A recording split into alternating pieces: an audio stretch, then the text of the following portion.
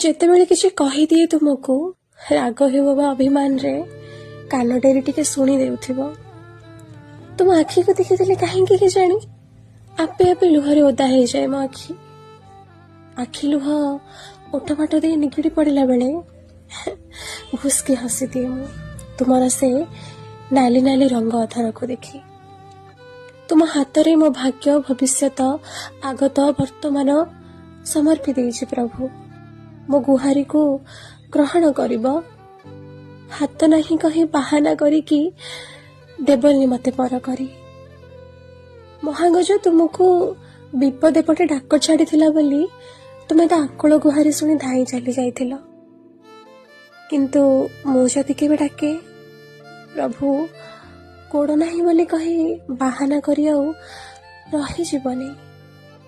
ଦାସିଆ ବାଉରି ନହେଲେ ନାହିଁ, ଭକ୍ତ ସାଲବେଗ କି ବନ୍ଧୁ ମହାନ୍ତି ନହେଲେ ନାହିଁ, ତୁମ ହୃଦୟରେ ପଛେ ନହେଲେ ନାହିଁ, କିନ୍ତୁ ଏ କଳି ଯୁଗରେ ତୁମ ପାଦ ତଳେ ମୋତେ ଟିକିଏ ଜାଗା ଦେବ।